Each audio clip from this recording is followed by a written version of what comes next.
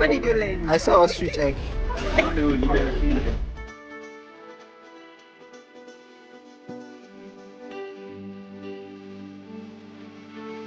My name is Steven Amwa. And then this is I'm sure you can't see us to boss. So these are my colleagues, Divine, Jacob, Godwin. Yes, Divine. So I also said that you're welcome. So you're welcome. Thank you. So our name is Praise City Eco Park and Resorts. But we are popularly known as Point and Kill. Now that name comes from one side of our business. We have a livestock point where there's a variety of animals where you point. That's the fun part. You point at what you want, and then we kill prepared for you. So it's point, pay, and kill actually. Yeah, so that's where the name Point and Kill comes from. And then so I said again that we have a farm as well. Our entire space here is 100 acres. 100 acres. That's about 400 building plots or more. So in the meantime, what we cultivate now is cassava, yam, maize, rice, basically. But most of our cultivation now is cassava because of the factory coming up. There's a gari processing unit coming up at the factory. So we want at least at the beginning to feed that place with our own cassava first. That's why the majority of the land now is cassava. So we'll be taking you for a short tour. You have a look at all the things we've talked about. Any questions, please? No. You remember my name now? Hello? Victoria. Do you remember my name? Yes, Steven. Please, do you own the place? Please. Okay, who owns the place? The place is for a very big man. I'm just a small seller. His name is Mr. Godwin. Oh, God won it for you. He's a Ghanaian Godwin. Volta. I was asking, who is your target market? Almost everybody. I want to apply your business system soon. I want to apply your business model.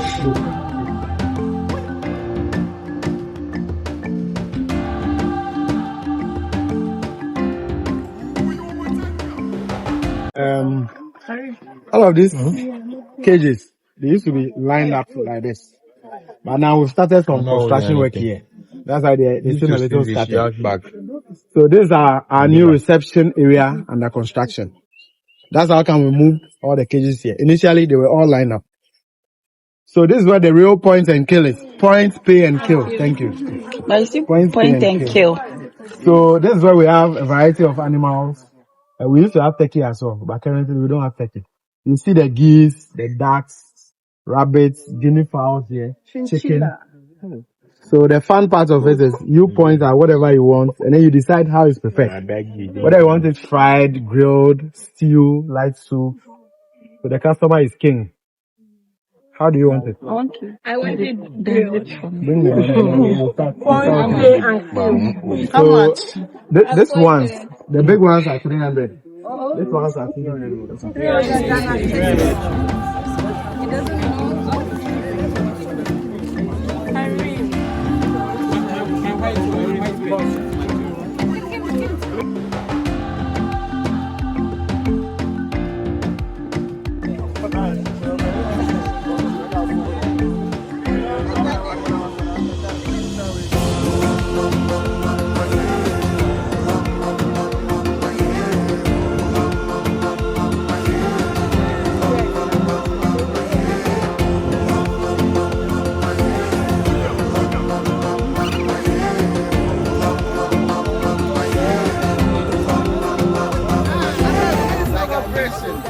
This is like a temporal space for them until we finish that place. And then we move them there.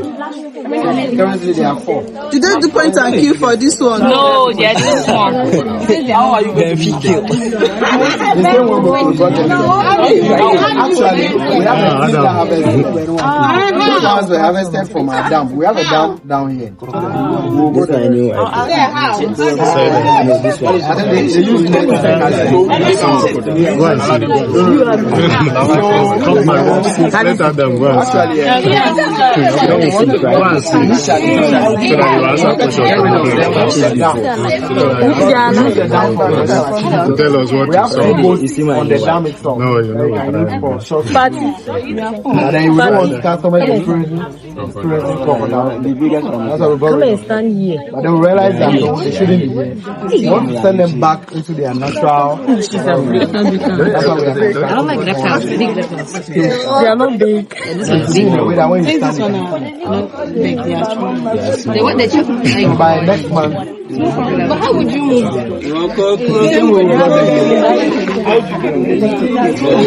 will tell them with nets. There's a group that does it. They know how to do it. How are you doing? Open.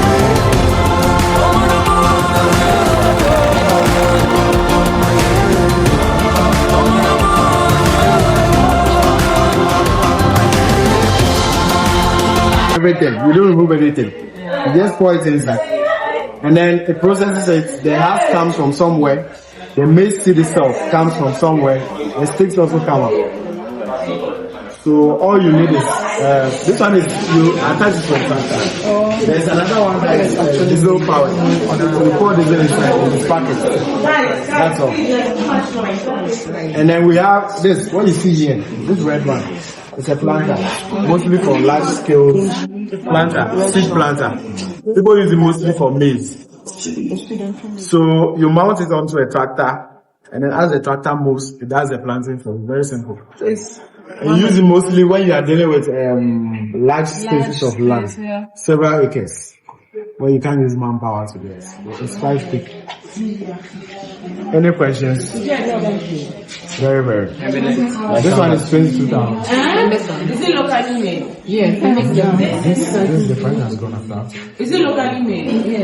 I think this is important. No. This catfish, the interesting thing is that they are our own produce. Okay.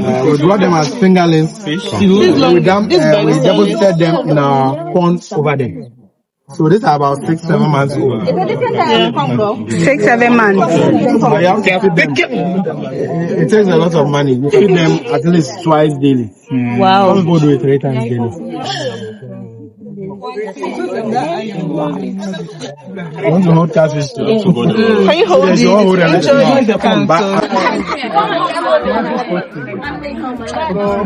There's space here. This is the echo pack itself.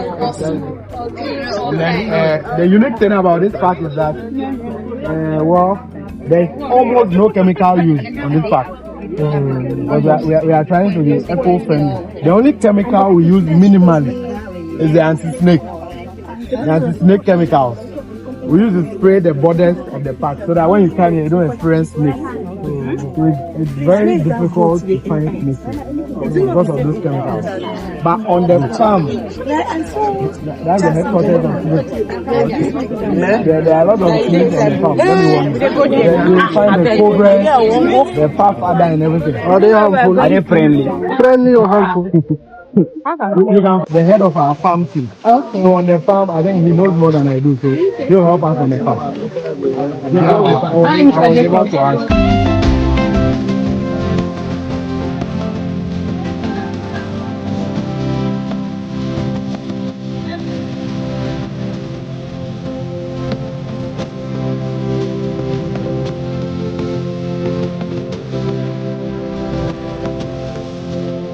Where are you going? Cassava farm. Cassava farm was there. Yeah. The land goes so that we are about 40 acres, cassava farm. Okay.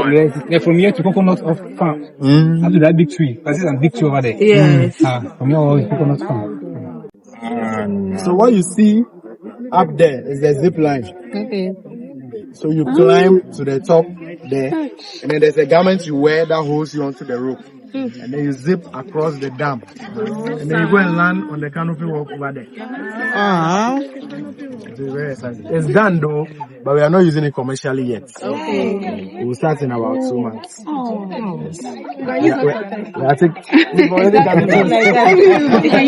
So, That one I've capsized. this is another fun area. Hello. Here we have 2 paddle boats. That's what we normally use for our short cruises.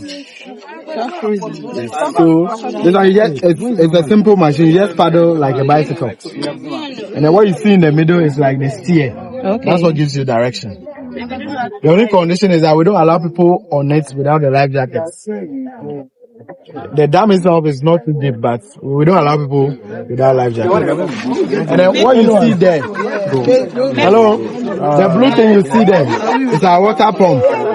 That's what supplies water to the piggery. There's a piggery down there. So that's what pumps water to that side. This guy. Okay, actually, the nature of the the beginning, the reason behind this dam, the Adakulan itself is difficult to find water underground. We've dug, not very deep. Yes.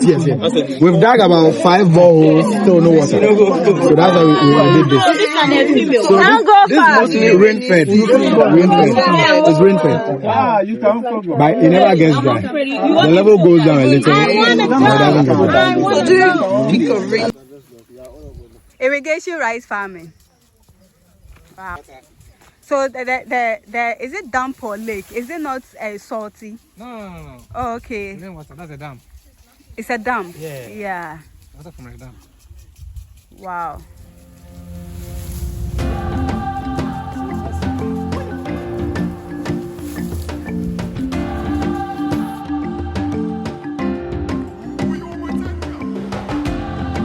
Asking the rice farm, how do you weed? Do you do it manually or you use weedicide? No, how you do weed inside? You do all weed out. That's elective. Okay. Okay, herbicide. No, chemical. Selective herbicide. I think that kills every other weed and Except rice. Okay.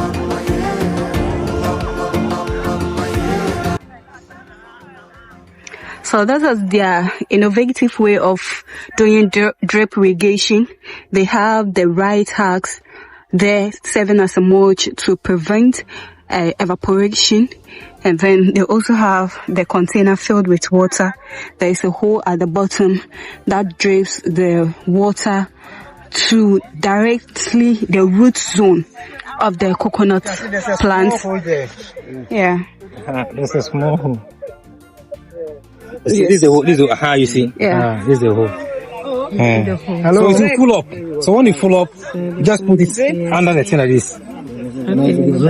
So it's drip irrigation. Yeah. That's drip irrigation. Yeah, small. Before it will finish. Why? You don't beat my Drip irrigation. Let me help. Call it drip irrigation. Drip irrigation. So you see the way. So this is the rice husk we're talking about. Yeah, that's the rice husk. So you see the top is dry, but underneath It's very cool. Is he? Yeah, wow. This is not the brand. This is the husk. This is the husk. Surrender is very cool. Smaller than this. Yeah, it's smooth. Yeah. This is the husk. This after this are the brand comes. Yeah. So this is something I can do. No, you cannot do it. You cannot do it. Oh, good afternoon. Afternoon. You're welcome. Thank you. This lifestyle funds and agro investment, our piggery. Please. Currently, we have close to 300 pigs here. About 7 different breeds. And we target before we start as a small farm, produce and support, the pack as in customer coming to buy, we process and sell to them internally. But we realize the fact that there is a demand for pork in the system, and then the demand for breeding. Farmers who want pigs to start their farm. So we go in to look for the demand, what people are looking for. So we came in with this crossbreeding, Duroc large white, the large white and large race are the traditional pigs in the system. But we are not, we divert small. So the crossbreed of large white, Duroc, Oxford Sandy, the Hampshire, because we realize that they develop faster when you do the crossbreeding. So that's basically what we are doing here. And in Ghana now, yes, and the Volta region, we are leading the breeding farms now, where people come and pick my breeding stuff. So how do you have because of the biosecurity measures, so we don't allow you to enter. But rather, maybe we display some of them for you to see and have a look at. My question is, you are saying most of the pigs here are hybrid Yes. yeah, crossbreed. Yeah. So looking at the environment and then the ecological factors in place, are they all, like when you crossbreed them, are they all viable for us? Of course. In terms of breeding? Yes. Except there is the Hampshire. That's one we realize that people are not patronizing it. So we are declining the production. Did you encounter any outbreak like African swine fever? Please no. We don't have, since the existence of the farm, we don't have any disease condition. Because of the measures that we put in place. For us, one of the lady was asking why we don't use the new system, the IMO system. We, every day, we bath our pigs. We have pipes inside, so every day we bath our pigs, we clean their room. So yes, today because of have some around, that's why you can smell them. So how do you get the Duroc? Is it by the crossbreeding or you just buy it from somewhere? The Duroc we imported it from Belgium and Canada. Are they weather friendly? How is their effectiveness like to be strong, to last long? If they are young, you realize that it takes some time before they be conversant with the environment. But we don't experience any mortality since we started.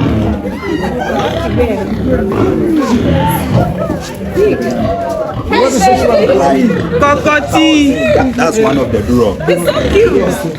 They have a lot of specialities. They don't dirty themselves as in the other place. So that's one quality. Their meat is very good. Very good. I don't know. Those who eat pork is very sweet. Very rich one. Yes. And then the fat that a pig is not on the skin. It's inside. So at the end of the day, those who make a beef, the pork itself look like it. So that's why customers patronize this one. And because of that, it's very expensive. Yes, and how much is the food one? Depends on the like this one. The one. Yes. That's one. If you want to sell it now in Ghana, it's like that. So how old is it? How old? It's 1 year old. 1 year old. Wow. 1 year old. Yes. Mortality rate. So what do you know when you feed this? Well, because of the farms, we have rice farms. It's coming out, so it's coming out. So we have the raw materials. It's just the experience that how to combine the composition, so we produce the food.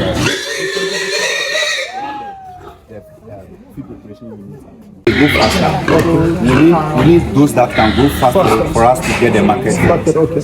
So how will you rate this and their feeding aspect? Do they eat too much or is minimal? That is one aspect of this, the growth. They don't eat much. They don't The little they eat, they are able to convert it into meat weight. okay. They eat small, then they are okay. Unlike the large white, they have to eat plenty. When you give like 5 kg a day, they eat. But with this growth, they eat 3.5, 2.5. The Hampshire. This one of them. Don't enter. So it's a crossbreed of Duroc and a Hampshire. A Duroc male and a Hampshire female. This is Camro. Camro. Yeah, it's also a crossbreed. It's one of the biggest boa we have. Okay.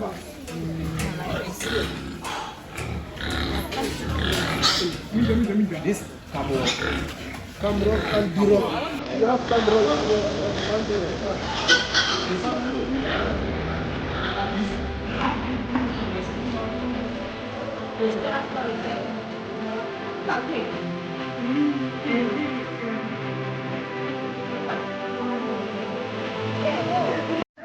I saw the pigs, they're so bigger than me, fatter than me. I mean, look at pigs eating better than me the human being. What did you learn? What did I learn? Okay, I got to see how the pigs are going, how they are rearing the pigs here, the rice farm, how they are doing the drip irrigation for the coconut. Yeah, coconut here.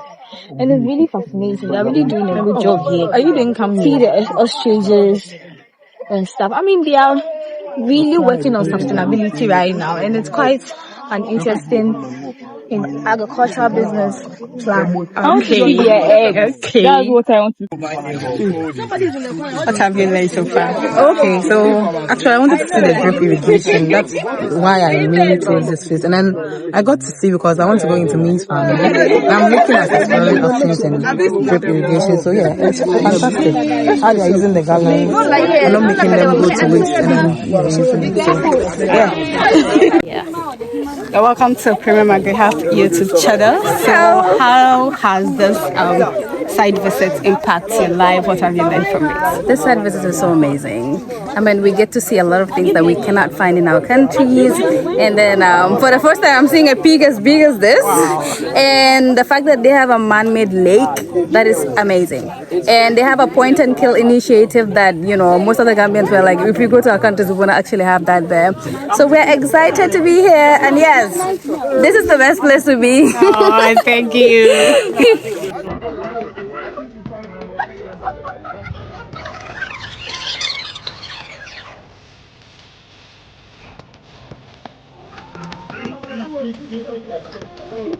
What are you doing? Yeah.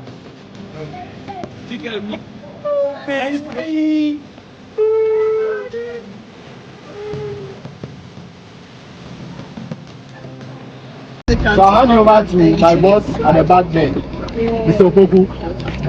He lives in here, so he will take us to what we do here. Thank you. Thank you, sir. Okay, welcome to Livestock Farms and Agro Investments. We are just, we are basically into agro processing. We have our farms and support our agro processing industry. So here we have the rice mill, the various storage units for various items. And then we have up and coming processing units for our various products, the gari, coconut, everything else. And that's the solar dryer to help us dry our grains and other food items. So basically that is what we are about here. The rest of the infrastructure you see, this is a block manufacturing plants just to support construction needs. So we produce our own blocks for our construction, and this a new concrete block that is coming up. It will serve as another companies willing to invest in the area. This plant is a grain cleaning machine. We use it to clean maize and rice. So from there, we go into the rice mill to continue the rice processing. So we can get closer to the rice mill so that you see what goes on.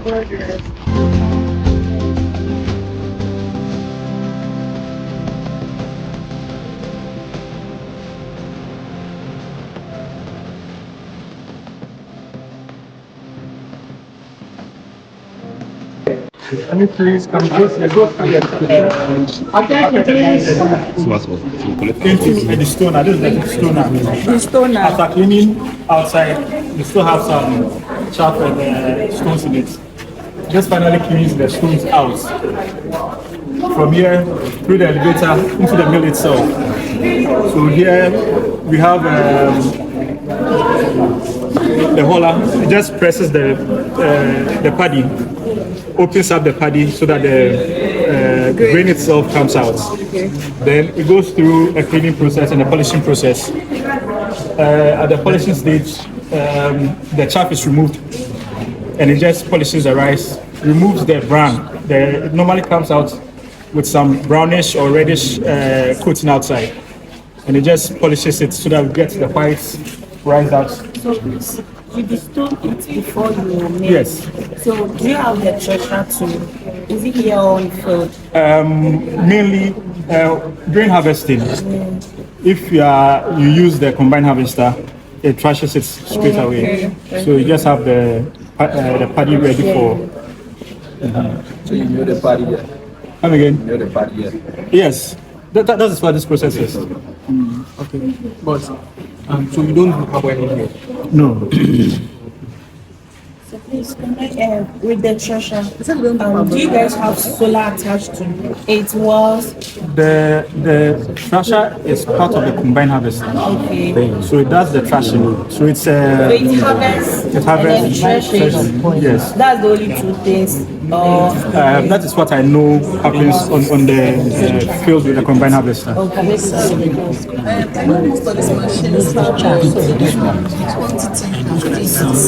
Okay, so the elevators are measured for up to 4 tons per hour. Yes.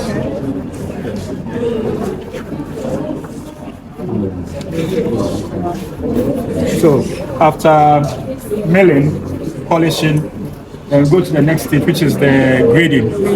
Yes, so it takes out it separates the long grain from the broken, 75% broken, 50% broken. Then we have the couscous, which is about 25% broken. So what is the percentage for the brokerage?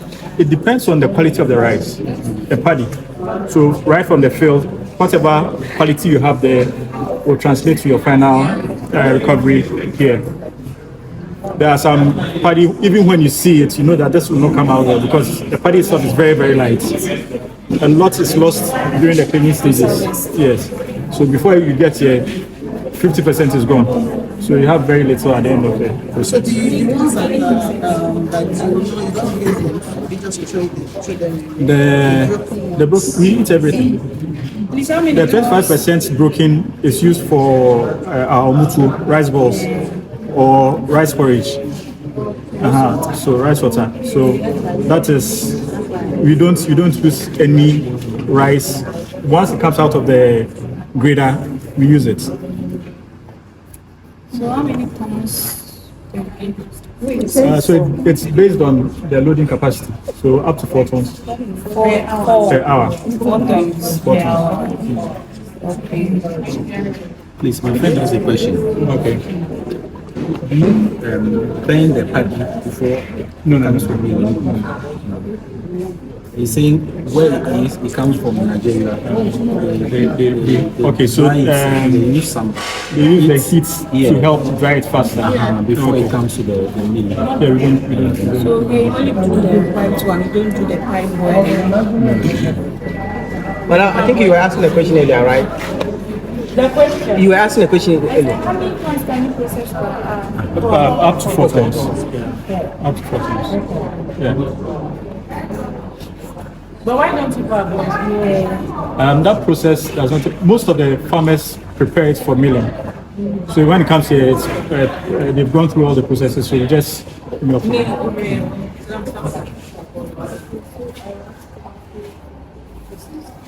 So do farmers have to come and pay for the process?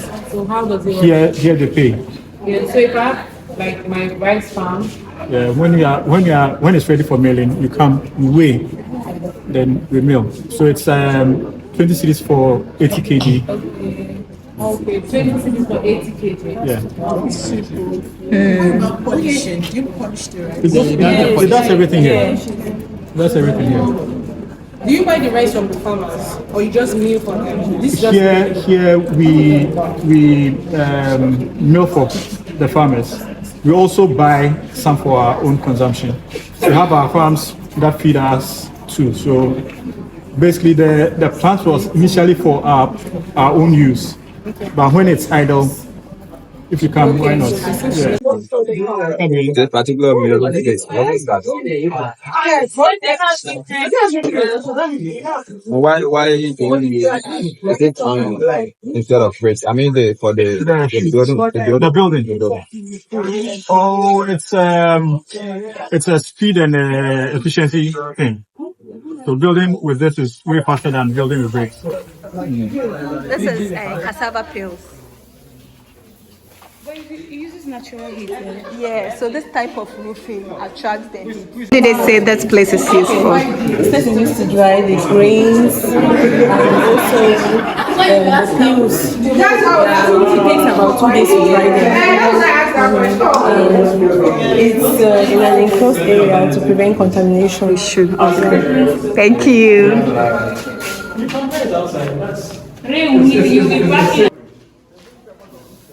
Yeah, you don't worry about rain. Depends on whether it's raining, everything, you can dry it. So what did you learn today visiting Eco Park? What is your take home? Okay, so my visit to Eco Farm was insightful. Which of the region?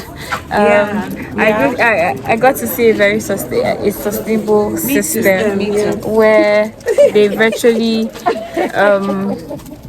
they use resources within as input and resources for other lines of production.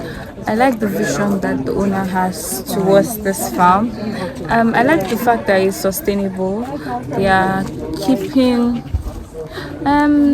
they are producing with the environment in mind, so their production has very little or minimal effect on the environment. Yeah, it was an insightful visit. Hello. Thank you.